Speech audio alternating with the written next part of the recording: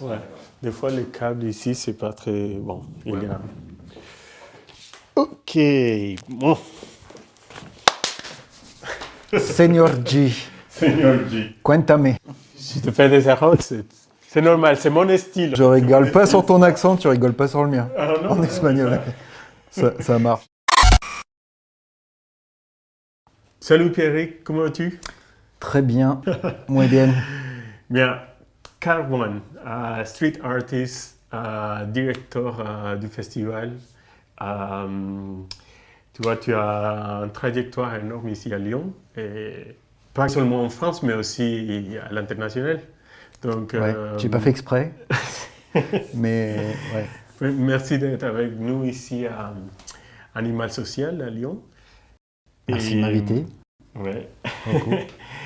Donc, ma première question. Toi, tu es impliqué avec les street art depuis la fin des années 80, Ouais, 89. 89. J'imagine tout le monde te demande la même chose tout le temps, mais un peu la différence d'être un street artist à la fin des années 80 et maintenant, tu vois, plus de 30 ans de... Bah, en fait, le truc, c'est que quand j'ai commencé, j'avais 15 ans en 89. Et franchement, c'est une passion, voilà, grandissante. C'est les débuts du hip-hop. On écoute du hip-hop, t'as 15 balais, tout te surprend, t'as envie d'en faire partie.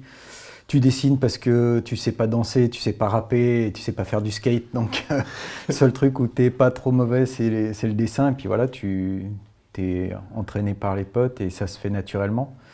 Et c'était pas du tout, il n'y avait pas de plan de carrière. Enfin, je pensais pas qu'un jour des gens me paieraient pour que je dessine sur des murs ou que j'organiserais des choses. Enfin, c'est pour ça que j'ai dit tout de suite, c'est par accident, parce que ça s'est fait naturellement, sans y penser. Et voilà, bah, pour répondre à ta question, aujourd'hui, bah, ça se professionnalise. Il y a de plus en plus de festivals, d'événements, les artistes... c'est un peu ce qui s'est passé dans la musique électronique, c'est-à-dire qu'au début, tu avais des raves, les artistes mixaient par passion et sans forcément penser à une professionnalisation. Et puis ça s'est très vite organisé et bah, il est en train de se passer la même chose dans le street art.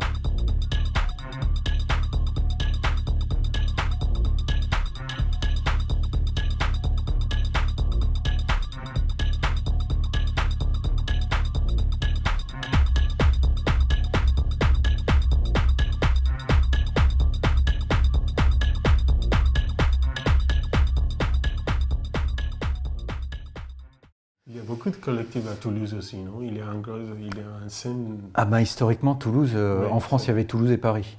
d'accord. Concrètement, voilà, à Paris, tu avais les MAC, les MAC, et Toulouse, tu avais la True School, qui La était True hyper School, oui, c'est actif ça. et puis juste super doué. Donc, Mais ça, c'est la première génération de street artists en France, tu crois? Ou toi, tu fais partie de quel... moi, je fais partie déjà de la deuxième génération. D'accord. La première, elle avait vraiment commencé milieu des années 80, tu vois, 84, 85, je dirais, à Paris.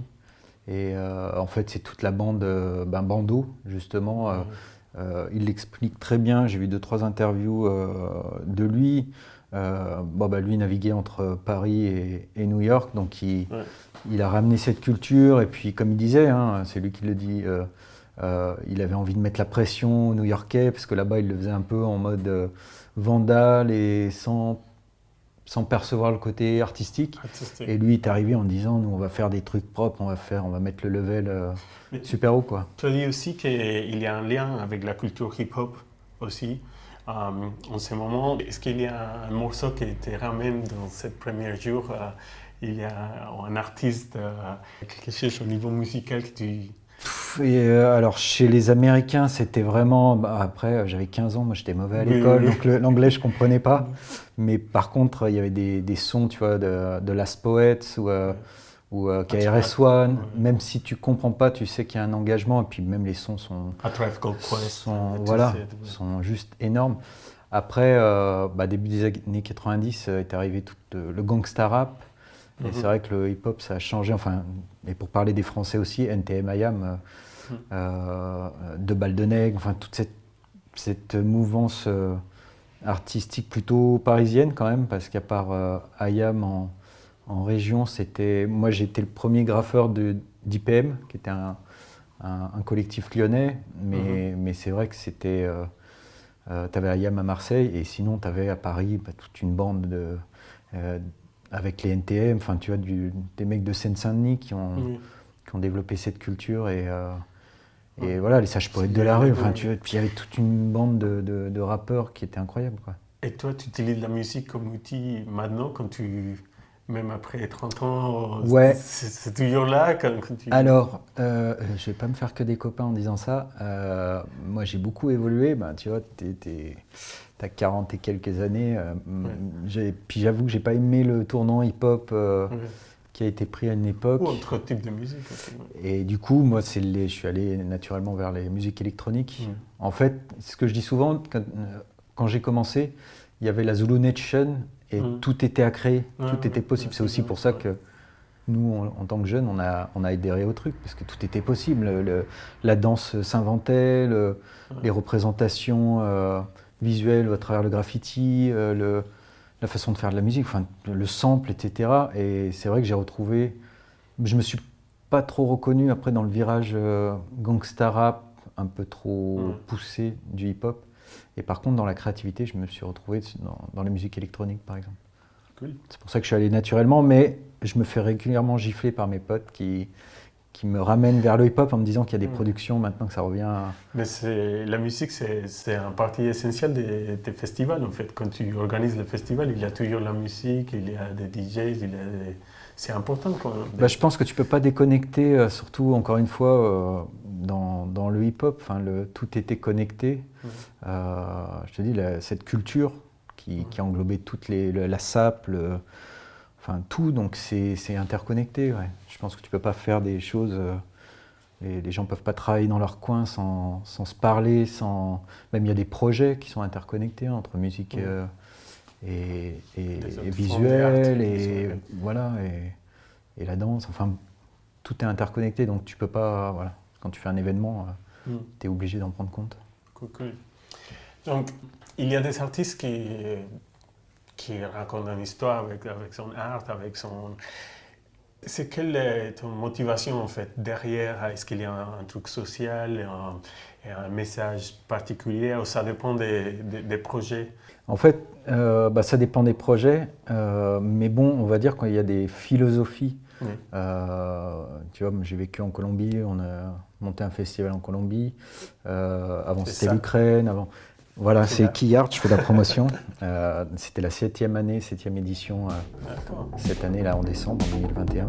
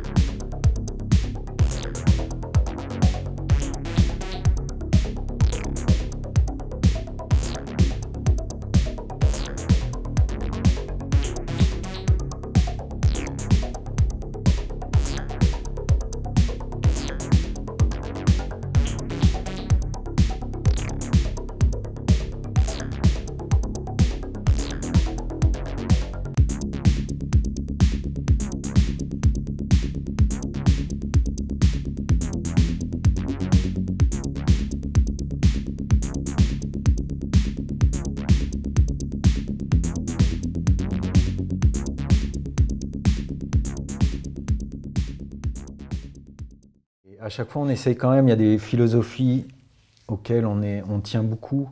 le fait, la partie sociale, effectivement, faire travailler, tu vois, en Colombie par exemple, on va peindre dans des communautés défavorisées. Même quand j'habitais là-bas, c'est le dimanche, avec des associations, on allait peindre de villages avec des gens défavorisés. Donc nous, on se faisait plaisir, et puis on avait l'impression d'être utile. Enfin, il y a tout le monde participe, les ouais, enfants, puis les tu vois, il y a de la enfants, musique, voilà, on essaye Ouais. d'initier les enfants, et puis juste de mettre de la couleur dans la vie de gens, parce qu'il faut voir les pueblos dans lesquels on a peint, c'est quand même, enfin, tu vois, il n'y a pas d'eau courante, il n'y a pas de...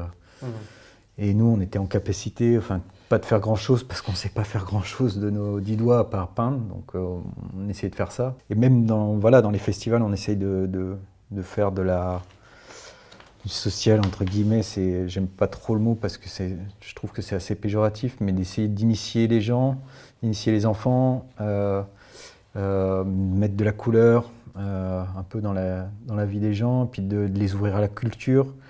Surtout, voilà, le graffiti, c'est fait dans la rue. Enfin, il y a une philosophie, tu peins gratuitement dans la rue, tu offres quelque chose, tu mets un peu de couleur dans le quotidien des gens. Et puis, donc voilà, il y a des petites choses comme ça. Le fait dans tous nos festivals, de faire 50% d'artistes nationaux, internationaux, 50% d'artistes locaux. Voilà, quand on s'implante dans une ville, il y a des gens qui font vivre cette culture dans la ville. Donc c'est une honnêteté intellectuelle que de les intégrer dans le projet. La professionnalisation des artistes, tu vois, en Kia, on a fait des ateliers de création de books pour se professionnaliser, la reconnaissance des artistes, le fait de les exposer dans un contexte. Et je vois que depuis un moment, ça améliore les conditions et la perception aussi des personnes à propos des street artists. C'est une vraie volonté. Et il y a une artiste d'ailleurs, Joy, qui m'a dit, justement à Barranquilla, qui me disait qu'il y avait un avant et un après festival. C'est-à-dire qu'aujourd'hui, c'est des artistes qui vivent de leur passion. Alors ils roulent pas sur l'or. Mais les gens leur commandent ce qu'il n'y avait pas avant. Avant, ils étaient perçus un peu comme des punks, des gens un peu racailles, il n'y a pas ce mot en Espagne, des callejeros, tu vois. Voilà, des gens de mauvaise vie. Aujourd'hui, ils sont considérés comme des artistes, sont perçus comme des artistes, ils ont des commandes. Enfin, je me dis qu'on a... C'est pas grâce à nous, mais on a participé au fait que ça fait partie des philosophies. Et toi, tu es assez polyvalent en tant qu'artiste. Je crois que je vois différents trucs que tu fais. En fait, est-ce que si tu dois décrire ton style, est-ce qu'il y a quelque chose que tu suives au niveau... Bordélique et passionné, c'est-à-dire que tu vois, par exemple, on a développé Peinture Fraîche à Lyon. Et tu vois, quand on a fait le festival, donc il y avait 2 prééditions au festival Peinture Fraîche qui a commencé en 2019. On a fait 2 événements. À chaque fois, c'est pour ça que je te dis, c'est des accidents. C'est des accidents de la vie. Enfin, ça s'est fait naturellement, sans construire un projet ou d'avoir d'ambition particulière. On le faisait parce qu'on aimait. On a fait le World Drawing Festival. World Drawing, c'est 2016. 2016, ouais. Ça a été une opportunité parce qu'il y avait une expo au Musée d'Art Contemporain et que le curateur, c'était Julien Malan, à qui j'avais été sur le projet de Jace à Madagascar. On avait passé du temps. Du coup, quand il est venu à Lyon, j'ai joué un peu le rôle de fixeur, dans le sens où il m'a demandé si j'avais des idées de lieux pour peindre, parce qu'il avait 13 artistes qui étaient sur site et que ça aurait été bien qu'ils peignent, plutôt que de peindre à l'intérieur pour du street art, qu'ils peignent dans les rues. Du coup, j'ai eu l'idée il y avait un collège désaffecté. Je me suis dit, tiens, ce serait sympa, pendant une journée, on met du son. Enfin, tu vois, les sources du hip-hop, tu mets DJ, ça peint dans une ambiance, et puis on en fait profiter, le public. Comme ça, les gens peuvent voir, plutôt que de voir des fresques finies, de voir les artistes en action. Et ça a bien marché. On a fait une journée, on a eu 3500 personnes. On s'est fait arrêter par un... Et encore, non, par un comment ça s'appelle, un orage, parce que c'était à l'extérieur, à 17h, donc tu vois, entre 10 et 17h, on a eu 3500 personnes, on s'est dit, ah ouais, tiens, ce serait bien qu'on reteste pour voir si c'était tu vois, un one-shot où s'il y a un vrai intérêt du public, on l'a fait sur 2 jours l'année suivante, en 2017. Et après, ça c'est le premier que Que tu as vu, ouais. Ouais, c'est Troublion. Troublion. Ouais. Et après, c'était Peinture fraîche. Et après, on a fait, en fait, Pourquoi Troublion sur le 2 jours. changement du nom Parce qu'à chaque fois, c'était un changement de projet, de format. Et puis, encore une fois, on n'a pas lancé une marque. C'était pas réfléchi, ça s'est fait par empirisme. Tu vois, opportunité avec le musée d'art contemporain. La deuxième année, on s'est dit, ah bah tiens, ça nous a bien plu. On va réitérer. On va pas l'appeler Wall Drawings parce que c'était le nom de l'expo.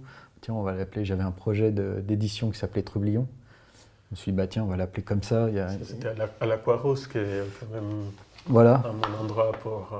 Il y a beaucoup de street art par là. Bah en plus, en face d'un des spots hyper connus de peinture, qui est un terrain de basket avec des murs, où c'est vraiment le spot street art de graffiti de Lyon. Tu avais amené plusieurs artistes de la Colombie, en fait. Ce festival, c'était l'élection. Ouais. Opportunité, encore une fois, c'est-à-dire que moi, je vivais en Colombie, donc j'ai vécu entre 2012 et 2014. 2017, c'est l'année franco-colombienne. Oui. Nous, en 2015, on avait lancé Quillard.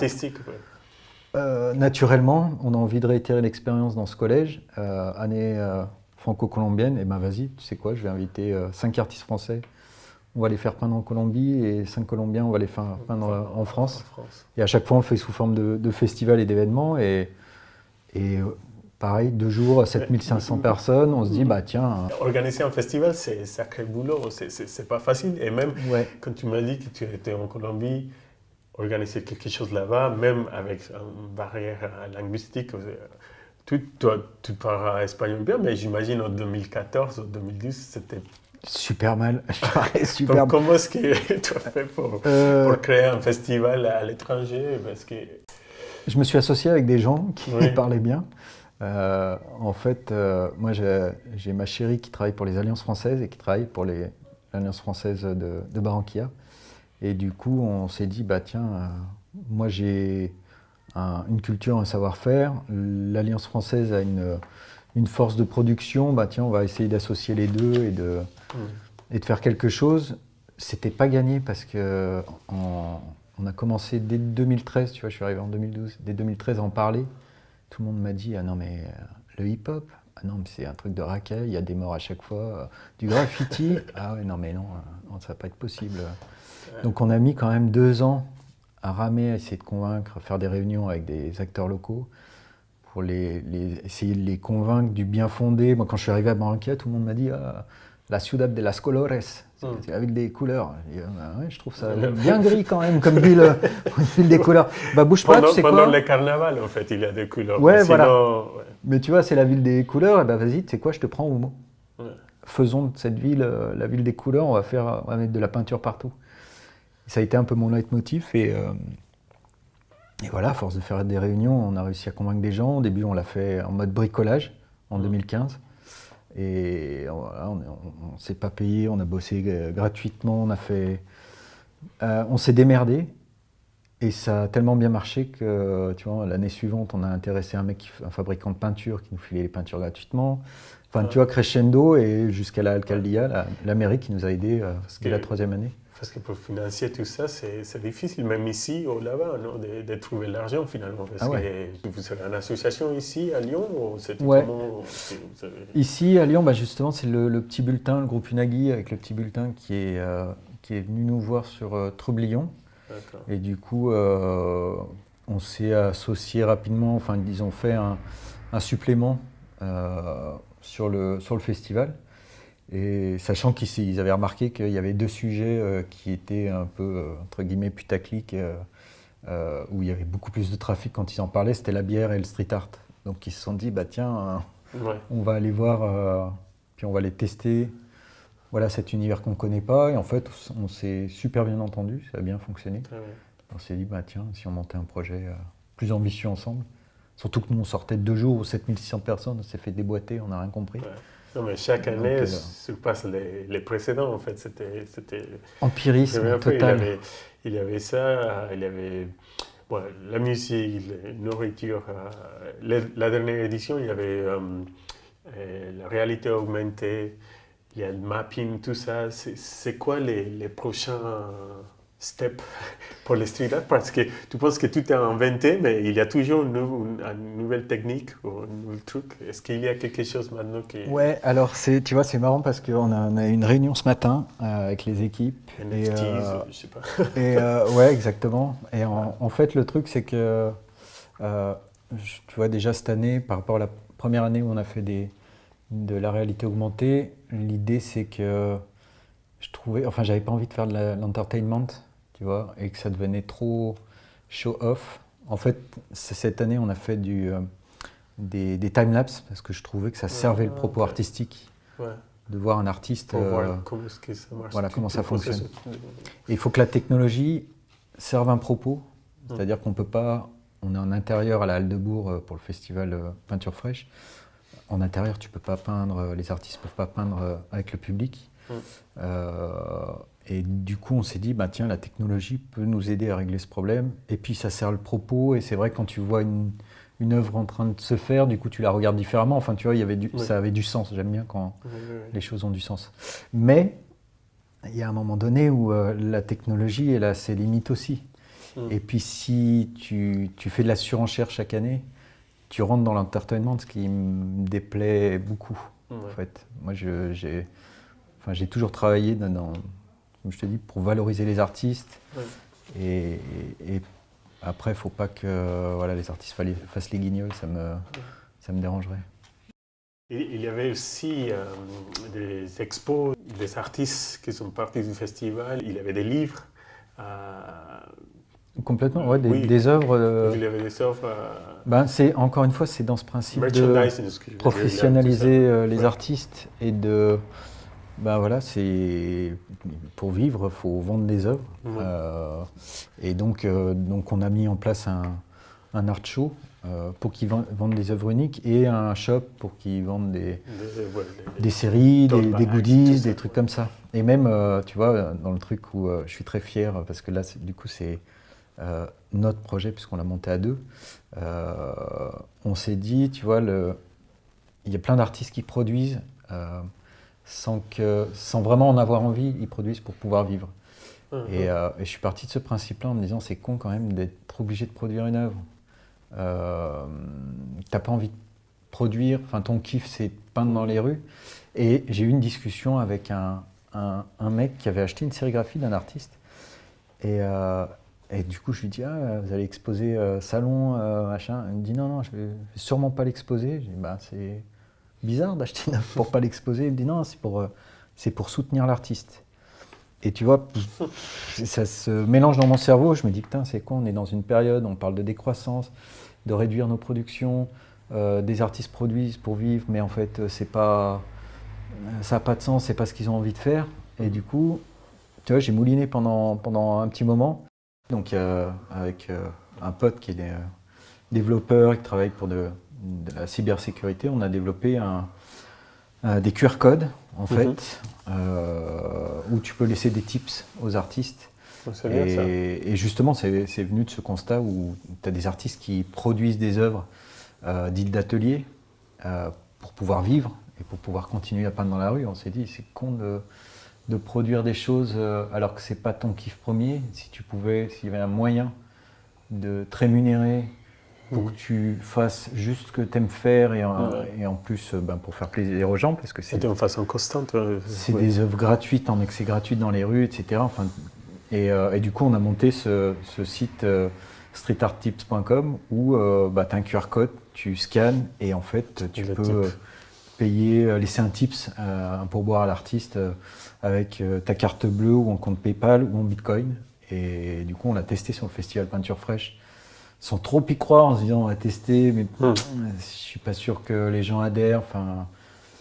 Et en fait, ça n'a pas été la folie furieuse, mais il y a eu beaucoup de dons, plus que ce à quoi on s'attendait. Et du coup, on va continuer à développer ça, notamment dans les rues. Si tu as des artistes, t'aimes ce qu'ils font, sans forcément te dire, bah tiens, je vais leur acheter un truc, je kiffe juste le moment que j'ai passé à regarder ta pièce où tu as enjolivé 30 secondes de ma vie. Tu m'as fait marrer, voilà. Je te laisse un pourboire, tu peux laisser des messages. C'est une manière d'avoir un d'accord, contact très bien. aussi avec un artiste Ouais, ouais. et de lui dire hey mec, Ouais. j'ai aimé ce moment, Ouais, ce j'ai vu moment, ton ouais. truc, C'est super ça. je soutiens. C'est super idée. On est en plein développement Très bien. en ce moment.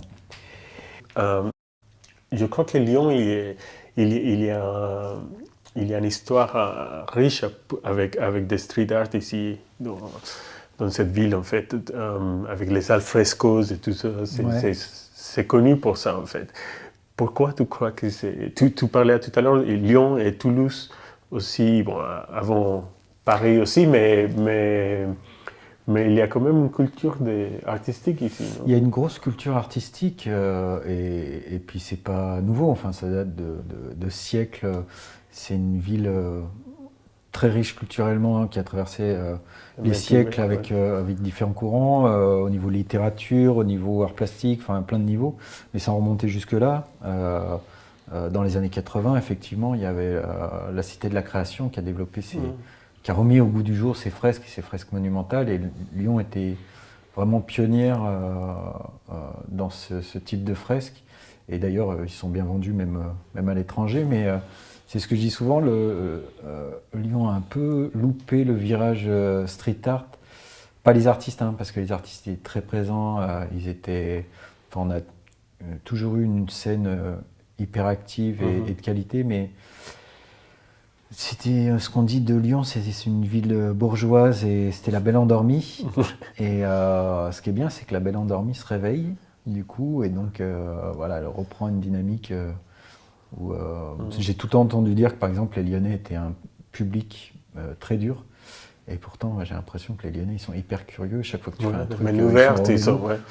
Il y a beaucoup de choses qui ça commence ici, après les gens le font dans les autres villes. Des fois. Bah, c'est ce qu'on dit, si ça marche à Lyon, ça marche partout. Oui, c'est vrai. Moi, j'ai plutôt l'impression que Lyon est plutôt ouvert. Ouais. Tu vois, les Vélos, ils ont testé sont ici, enfin, en fait. Ouais, c'était la première ville. Moi, je trouve que c'est une ville super, super ouverte, Okay. et qui souffre un peu de son image, mais correspond pas du tout à la réalité, quoi. Ouais. Enfin, bon, c'est un autre débat. Hein. On retrouve beaucoup de tes peintures ici, à la Demi du Chaos, partout dans la Croix-Rouge. Est-ce qu'il y a une œuvre qui est vraiment proche, quelque chose que tu es fier de... Ben, le truc, c'est que je suis pas tout le temps fier de ce que je fais. C'est très bien parce que une œuvre en appelle une autre où tu te dis, bah, je vais m'améliorer. Tiens, ça m'a donné une idée. Il y a un truc que j'ai fait pour un mec qui vend des lunettes et qui est fan de street art et qui était venu me voir, qui m'avait vu sur les réseaux sociaux, qui m'avait contacté via Instagram, qui me disait j'aimerais bien que tu me fasses une œuvre, voilà, j'ai une... Ici à Lyon. Ouais, j'ai une petite boutique, je suis opticien, etc. Et on s'était rencontrés, on avait parlé, le mec est passionné, donc quand un mec passionné te parle de son truc, même si c'est pas ton univers, il arrive à te passionner aussi, enfin ça t'intéresse. Et du coup, on s'était dit, il me dit ouais, j'aimerais bien que tu fasses un truc dans mon shop, ta carte blanche. Je disais je sais plus, je crois que c'était au moment où j'étais en Colombie, je dis c'est compliqué, mais ouais, on le fera. Ça a mis des années, chaque année on se revoyait en se buvant une bière ou un apéro, je disais putain, cette année on le fait, promis. Je te jure, je trouve le temps, etc.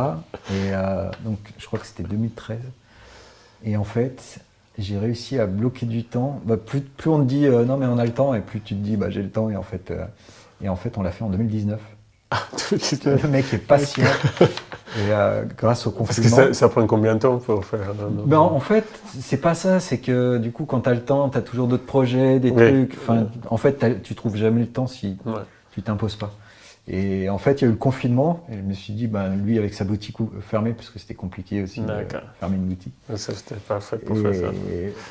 Voilà, et j'ai vraiment kiffé parce que j'ai pris mon temps pour faire le truc, et je suis assez fier de et ce que j'ai fait. c'est où? Comment ça s'appelle le magasin? C'est Clément V, il est pas loin de la place Bellecour. Et voilà, puis le personnage est délirant, enfin, c'est une rencontre. Okay. Pour le coup, et je suis très fier de... Encore une fois, il m'a laissé carte blanche, donc je suis content de ce que j'ai fait. De l'effet et tout, ma 3D, j'aime bien travailler. J'aime regarder.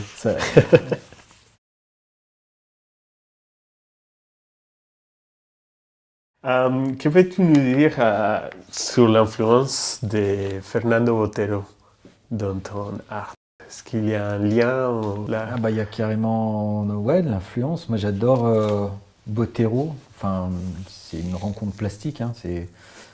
J'avais pas étudié le personnage, je savais pas d'où il venait.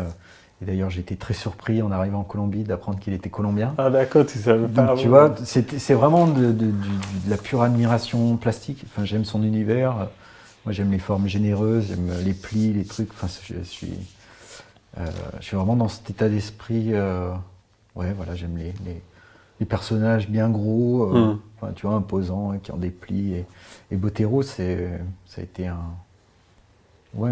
choc artistique dans le bon sens du terme, une vraie rencontre. Encore une fois, sans connaître le personnage, c'est juste ses œuvres. Il y a des fois, tu tombes amoureux d'une œuvre plastique et tu sais pas pourquoi. Et puis c'est marrant, la vie fait que tu te croises, tu vas habiter dans le pays d'origine de cet artiste. Enfin, et puis il y a des choses qui se recoupent parce que du coup tu comprends un peu mieux la culture, pourquoi ces personnages ont ces formes-là, pourquoi c'est coloré, pourquoi tu reconnectes ensuite. Quoi. Enfin, ton amour pour une œuvre t'amène à rencontrer le personnage et la culture dont il est issu. Quoi. Cool. Pour finir, en termes de développement durable, les matériels que tu utilises dans la rue, est-ce qu'on a évolué suffisamment dans cet aspect-là par rapport à 1999? Est-ce que ça continue? Est-ce que au niveau ça continue. Bah, il y a eu des normes. Tu vois, avant, il y avait du CFC qui détruisait la couche d'ozone, donc les sprays en contiennent plus. Les sprays vont de plus en plus vers des choses où ils éliminent les solvants. Il en reste encore. Enfin, ça progresse tout doucement. Et encore une fois, dans la philosophie du festival, on a essayé, je sais que ça fait rire aux éclats certains, mais d'inscrire un peu l'écologie dans le festival. Et grâce à une boîte lyonnaise, pareil, une rencontre, je peux me targuer aujourd'hui d'être le seul festival qui recycle ses peintures et ses sprays notamment. Et je peux te dire que les graffeurs, on utilise tellement que il y a énormément de déchets et il y a une boîte lyonnaise qui s'appelle Click Eco qui nous recycle tout, qui est partenaire et qui, encore une fois, c'est de l'engagement parce qu'on n'aura pas forcément les moyens de payer. Et il nous a suivis, il a cru au projet, il nous a suivis et du coup, voilà, il a de plus en plus de clients, mais c'est pareil, une boîte comme ça, on s'est un peu retrouvé parce que quand il allait voir des clients, alors des entreprises qui font du matériel avec des produits polluants, on lui riait un peu au nez.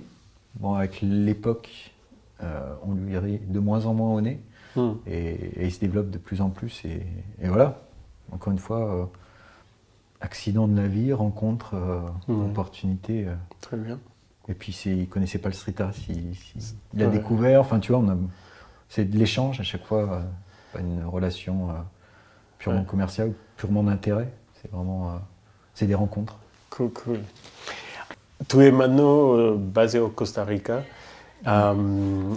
toujours en contact avec la Colombie et en Europe. Quelle est la prochaine étape pour Cat One, une nouvelle édition du festival, ici, là-bas L'idée, c'est en tout cas de faire perdurer les projets qu'on a mis en place. Donc la Colombie, toujours. Et puis c'est un peu ce que je dis, ça me fait une occasion de retourner en Colombie, ce qui est toujours une bonne chose. J'adore. Et le festival à Lyon, pareil, on essaie de l'inscrire dans le temps et voilà, continuer le projet qu'on a mis en place. Et puis je ne sais pas quels accidents la vie me réserve. Costa Rica, on verra. Tout le monde m'a dit, même les Costaricains que j'ai rencontrés quand je disais que je montais des festivals, festival au Costa Rica, non. Le festival, c'est beaucoup de boulot, beaucoup de contraintes, et puis c'est régulier, on t'attend chaque année. Donc on va essayer de créer d'autres choses. Pas de rester sur un truc où tu ronronnes, un festival où on fait des trucs. C'est bien d'évoluer. Ouais. Bon, Pierrick, merci beaucoup d'avoir pris le temps. Avec plaisir, un grand plaisir. Merci de m'avoir invité. Non, non, non. J'espère que je parle pas trop. Non, c'est parfait. Et bon, buena suerte. Con mucho gusto, amigo. Muy bien. Nos vemos. Merci.